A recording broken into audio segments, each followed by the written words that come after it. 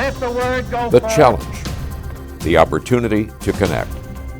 The 1960s, a time of imagination and change, a time of anger and fear.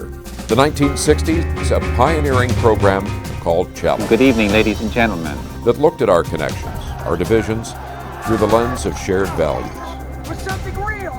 60 years later, we examine our divisions, our connections, our shared pains and successes in a new program called Challenge 2.0. The original Dakota Access Oil Pipeline was to cross the Missouri River 10 miles north of Bismarck, North Dakota.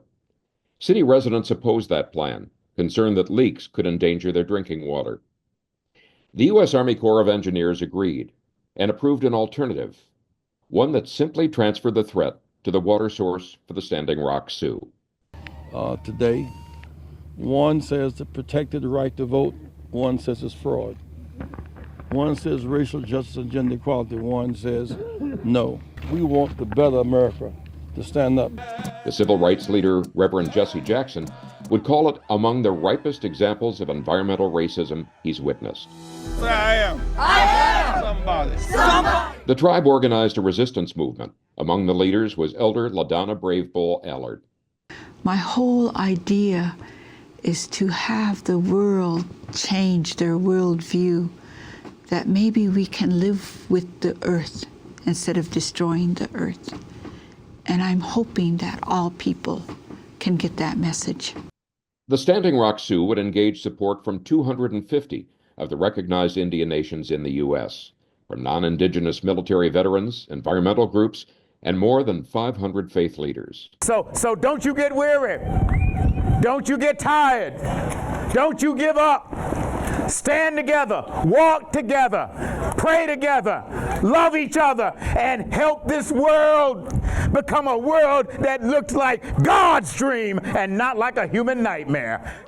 Local Episcopal priest and chaplain Rachel Tabor Hamilton would travel to Standing Rock to work in the medical tent. She remembers responding to a call for assistance on the banks of the Missouri River.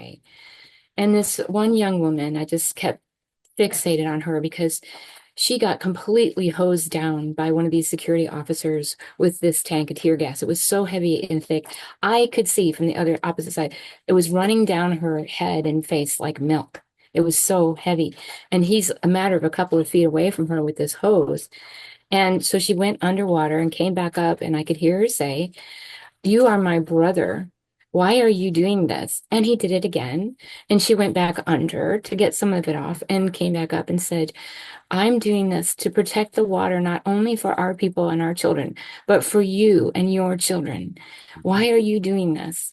And he hosed her down again. And I watched. She would later speak with one of the security guards. I'm being paid $30,000 a day by oil industry. And he was one of hundreds being able to be there. Yet it was the major pipeline operator, Texas-based Energy Transfer Partners, that filed for damages, not against the Standing Rock tribe, nor any of the other tribes, nor the military veterans, the faith leaders, or the ACLU, but against a single environmental organization, Greenpeace. Well, our guest in this program is Rolf Scar, who is the National Campaigns Director for Greenpeace. Rolf, thank you very much for joining us. I notice, if I'm correct, that you have been with Greenpeace for 17 going on 18 years. Is that correct? Hard to believe, but true. What was it about the Greenpeace mission, Rolf, that drew you and has kept you there? Well, I wasn't so sure I wanted to be part of Greenpeace to begin with. I was working on public lands conservation in the Pacific Northwest, Southwest Oregon, Northwest California, parts of Oregon, and working for small place-based conservation groups, but ended up partnering a bit with Greenpeace while wearing that hat, and got talked into applying for an open job on the forest campaign. And I was surprised by what I found, which was a really powerful organization that is independent, doesn't take money from corporations or governments ever, anywhere in the world, and isn't afraid to speak truth to power. And by working on the forest campaign and parts of the world like Brazil and Indonesia, being inspired by colleagues and allies around the world, I looked up and it's 17 years later, and I'm proud of being a part of some of the change-making campaigns that I was lucky to be a part of over the years. And of course, Greenpeace has a history going back, if I remember correctly, to 1970 or 71. It was kind of born in Cascadia, if you will, in the Pacific Hmm. Northwest, in Vancouver, British Columbia, when a group of what was later called mechanics and mystics decided to go ahead and sail off a boat from Vancouver towards Alaska, where the US government was testing nuclear weapons on islands off the coast of Alaska, just testing them above ground. And they thought that was a bad idea. So they thought, why don't we just put our bodies on the line? And they they sailed off, not really knowing what they were doing, and they got intercepted by the U.S. Navy. They thought they had failed, but because of all the attention and sort of the outrageous sort of thing that they did to put their freedoms and their bodies on the line, they kicked off a movement that then over 50 years later is really global in nature. Now, that willingness to speak truth to power, as you put it, has led to conflict from time to time. Greenpeace has been named in a lawsuit. I wonder if you could tell us a little bit about who it is that's suing you and what are their allegations? Yeah, well, in this case, it's a big company that most people haven't heard of called Energy Transfer. And they're one of the biggest pipeline companies in the US, transporting mostly fossil fuels from point A to point B. And they are the company that may be best known because they're behind the Dakota Access Pipeline, which got rather well known during 2016 and 2017 during the Standing Rock protests that really captured the country and the world's imagination for a while there. Since it names Greenpeace, how many staffers were actually on the ground, either at Standing Rock or in the vicinity, and what exactly were their tasks? Well, over the course of 2016 and 17, it's estimated over 100,000 people, celebrities, politicians, all kinds of folks cycled through the camps where the resistance was happening in North Dakota. A handful of Greenpeace staff did over the course of the entire protests, less than 10. And it was at the request of Indigenous peoples to provide training along with the Indigenous Peoples Power Project Hmm. around nonviolence and de-escalation. So we have expertise in creative protest that's peaceful and nonviolent, and we can help train people to keep things cool and to express themselves in creative and peaceful ways. And that's what our staff did on the ground. The protests and the resistance were many months in progress already by the time any of our staff showed up. So we obviously were not directing the protests, which is one of the main allegations Energy Transfer is making about us. When one reads over the actual complaint that has been filed, at least in my impression, I had the sense that they were minimizing the actual role of the Native Americans, the indigenous communities. And in fact, I think there's a statement made at some point that the impact of conservation groups such as yours with indigenous groups was small to non-existent. Do you agree with that assessment? Well, yeah, the flimsy foundational claim for this whole lawsuit against us is that Greenpeace somehow secretly organized and orchestrated the entire Hmm. Standing Rock resistance. Now, anyone who went there, anyone who's paying attention, anyone who reads the history of this understands that it was indigenous led, and it was one of the most important indigenous gatherings in recent history. And the resistance should be celebrated as such, not tried, not people shouldn't try to rewrite the history and say it was Hmm. secretly Greenpeace that did this sort of thing. Well, when I looked over some of the documentation, and we outlined this a little bit in the introduction to our conversation today, and I may have to refer to my notes, about 250 of the recognized Native American tribes in the United States were involved in this, the ACLU, the leadership of the American Episcopal Church, about 500 other faith leaders, both from Christianity, Judaism, and a variety of other groups sought to align and assist the Standing Rock Sioux in this effort. So I'm wondering, are any of those groups named in the suit along with Greenpeace? And if not, do you have any sense why not? Yeah, not that I know of, not in this case. In this case, there's three entities, a 501c3, Greenpeace Fund, Greenpeace Inc., which is a 501c4 in the US, and then Greenpeace International, which is a separate organization headquartered in Amsterdam. So none of those organizations are named in this suit. Nor should they be. We shouldn't be. This is a Mhm. frivolous lawsuit meant to silence dissent. And I want to make it clear, this isn't about debating who is in charge or who, inspired the resistance or led it. It's clearly an indigenous-led resistance movement that continues to this day. The fact is that resistance, speaking truth to power, petitioning the government, criticizing powerful corporations is not a crime in this country. And Mhm. that's what's on trial in this lawsuit. Looking at this and the role of the indigenous nations on that, how much of a response do you think these nations would get if it was not with the allyship or assistance of other groups?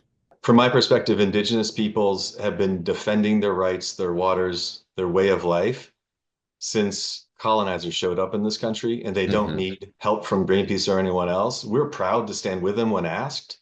But if you look around the world, whether it's the far north in Canada or the Amazon in Brazil, or here in the United States, indigenous peoples are rising up to demand their rights, their land back, Hmm. and for their ways of life to be respected. And so the idea that the Standing Rock Sioux or indigenous water protectors needed Greenpeace to orchestrate this lawsuit is frankly disrespectful and racist.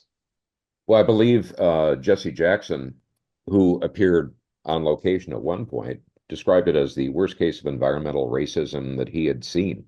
And I get the sense you would agree with that assessment then.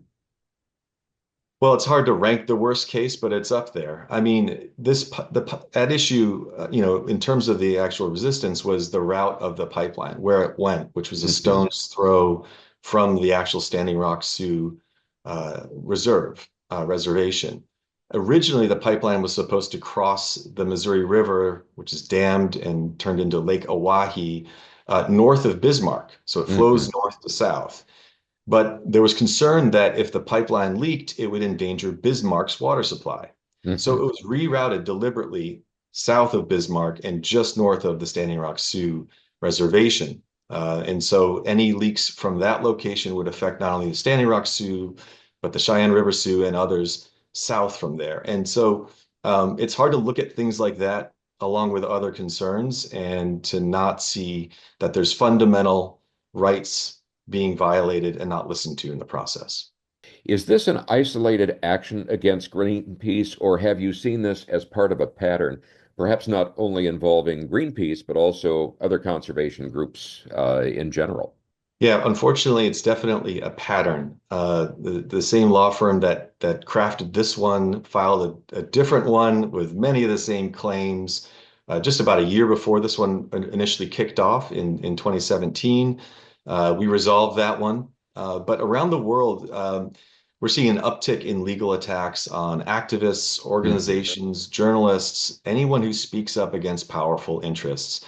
And law professors came up with the inelegant abbreviation SLAPP lawsuits, strategic lawsuits against public participation. You don't Hmm. need to remember that, but you just need to know that SLAPP lawsuits aren't always intended to win on their merits. There might not be a whole lot behind it, but the process of defending yourself is part of the punishment. And many individuals or organizations don't have the resources even to fight back. So we're seeing an uptick around the world, places like South America, places like Hmm. Europe, and in the US of these sorts of lawsuits. So the intent is not so much to win the lawsuit, the amount that they are filing for, and remind me again, our viewers, how much they're seeking in damages. Well, if you add it all up, it's between 300 million and $1 billion, which obviously an organization like Greenpeace doesn't have. So it's these eye-popping numbers, and it's the years of legal process that's meant Hmm. to silence dissent. In any eventuality, should the lawsuit be decided in favor of Energy Transfer, what impact would that have on Greenpeace? Well, look, first I want to say they don't have a case and Greenpeace did nothing wrong. So based on Yeah. the evidence, we feel confident that will prevail. But as I mentioned, Greenpeace doesn't have 300 million or $1 billion lying around. And so that could bankrupt a 501c3 or a 501c4. But one thing that these companies don't understand is that for us, it's not about the money. Like Hmm. we are part of a movement that's demanding things like recognition, full recognition of indigenous rights, of climate justice, and the rest of us. And there's a saying that, when companies use these heavy-handed tactics, they try to bury you, and then they find out that you're seeds, that we multiply and grow, especially while we're under attack. And that's part of what we're going to not only tell them, but show them while we defend ourselves against this case. Hmm. You use that term that has been applied to this, and that is SLAPP lawsuit. Uh, I know that from my reading, it doesn't seem that Greenpeace is the only target of this, that it has been applied. Can you give us some examples of other SLAPP lawsuits that have been filed and what their disposition has generally been? Sure. Slap lawsuit, you'd be surprised what you could be slapped for. There's examples of someone who posted a critical review of a faulty product on a blog and was sued for that.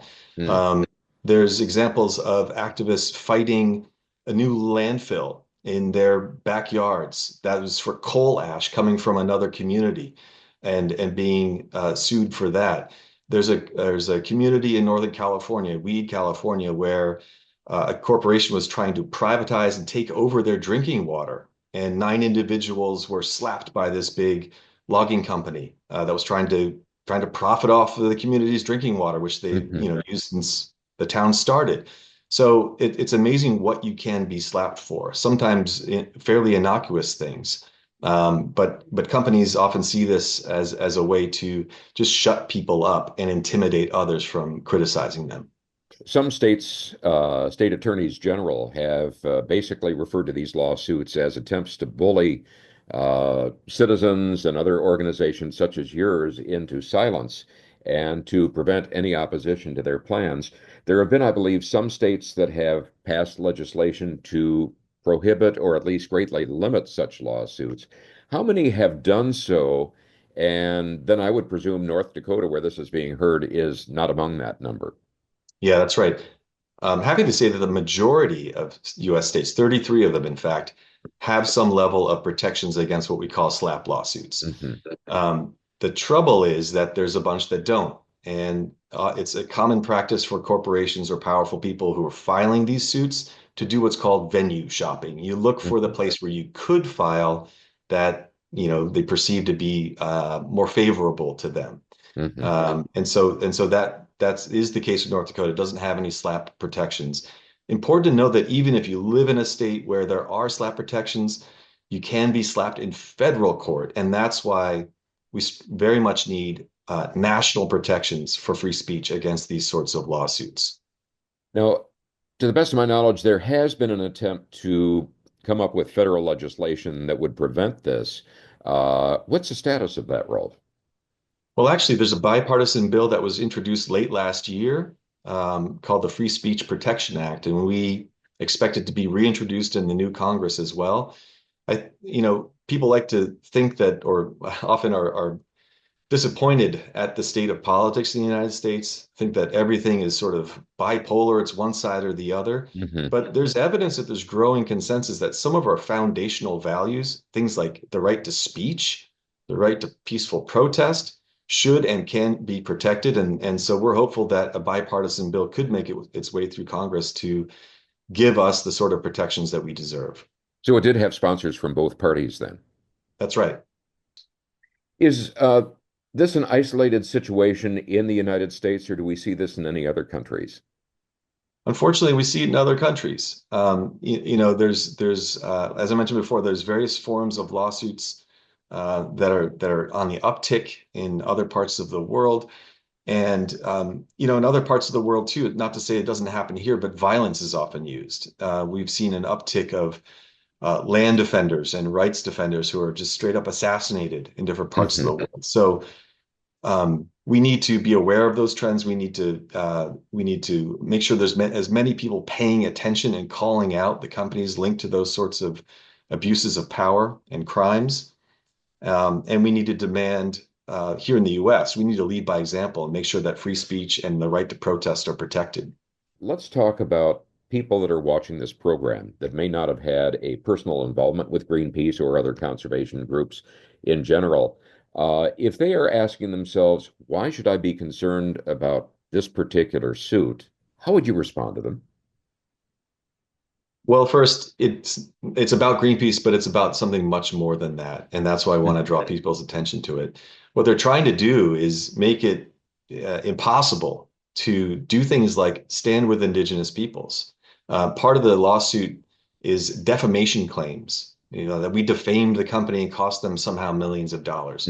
Well, those phrases, the things that they are putting at issue were nothing that we came up with. We were echoing and uplifting the voices in many cases of indigenous water protectors. So if that act means you have to pay millions of dollars, that could have a chilling effect. Another example of what's in the case is the idea of collective responsibility. So because Greenpeace participated in these protests at one point with a handful of people, we are responsible, they claim, for other things that happened. The over 100,000 people that cycled through, even if it was provocateurs or crazy people who burned tires or construction equipment, we are responsible for their actions.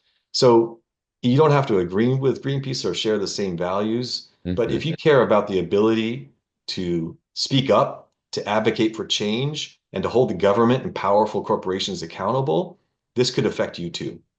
And it may not be you, but it may be some issue that arises that affects your children, your grandchildren, someone like that. What I would ask, Rolf, is anybody that's watching this or listening to this that says, this does concern me, what can I do to either assist Greenpeace or this larger issue? What would you ask of them? Well, go to greenpeaceontrial.org. There you can find more information, but also you can sign an open letter to the company, Energy Transfer, add your voice to the hundreds of thousands of people who have already done so. We need to show the company that the opposite of what they intended was happening. What they thought would happen is that Greenpeace would be silent and that the movement for climate justice, for indigenous rights, and for the right to speech and protest would be silenced. Add your name and be part of the chorus that's showing them that the opposite is happening. We've got a lot of other plans, and if you sign up, you'll be kept aware of them, and you'll learn about how to stay tuned during the 6 weeks when the trial will be happening in late February into March, so that you can support us, stay abreast of what happens, and learn what comes next. And if Greenpeace were to disappear, what would be the loss to people in this country? Well, I think it's hard to kill Greenpeace. We have a saying that you can't sink a rainbow. The Rainbow Warrior is one of the early mascots of Greenpeace. Back in the 80s, the French government bombed the Rainbow Warrior, which is one of our ships, when we were protesting above ground nuclear testing in the Pacific.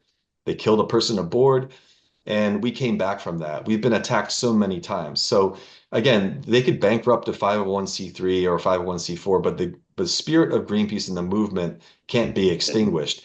The thing that we're worried about is that if they're successful and if they succeed sort of in silence, if there isn't a lot of criticism and outcry, and there aren't consequences in terms of public relations and everything else for the company, that it might inspire others to do more of these sorts of SLAPP lawsuits. So that's where we need people to help, is to spread the word, to participate, let them know that we're watching, that we won't be silenced, and that no matter what, they can't win.